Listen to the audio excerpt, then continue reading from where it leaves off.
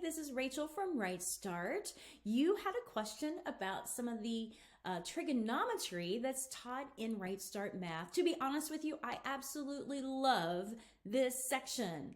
I took honors trigonometry, and I will tell you, when I was in school, and I will tell you that this lesson and the other lessons that cover trigonometry taught me a whole lot more than what I learned in my honors trigonometry class. So let me just walk you through. First of all, trig, sine, cosine, tangent are just ratios. So don't think of it as this foreign freaky out moment. They are just basically ratios. Sine means an opposite side over the hypotenuse side. Cosine means the adjacent side over the hypotenuse side, or relation to.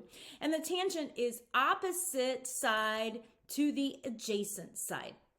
And these here are the angles. Now on the second sheet that you have, the first step that you do before you even do this worksheet is to calculate and measure, or actually just measure the angles on these triangles. Obviously this angle measures 90 degrees.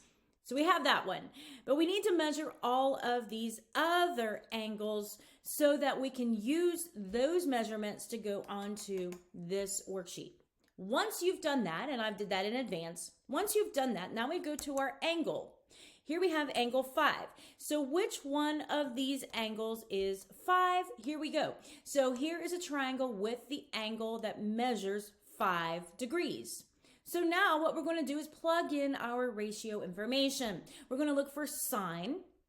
We're looking for the opposite side, right? So the opposite side of this angle is going to be this side here, right? And that measures 0.87. So we're going to have 0.87 over, and then we have to do the hypotenuse side. The hypotenuse side is the opposite side of the right angle. So in this case, that measures 10. So our answer is, or our ratio is 0.87 over 10. Then we're going to get our calculator out, and we're going to calculate that. 0.87 divided by 10, and we're going to get 0.087. 0.087. So that's what that equals. All right, now let's take a look at our cosine. Our cosine is going to be the adjacent side to that 5-degree angle and the hypotenuse side. All right, so here is the adjacent side. It's the side that is not the hypotenuse, and it is not the opposite. So if you're having a question, you're not quite sure which angle or side that is, recognize that it's the same side. It matches, or it hits the 5-degree angle. It's one of the sides of the 5-degree angle, and it's not the hypotenuse.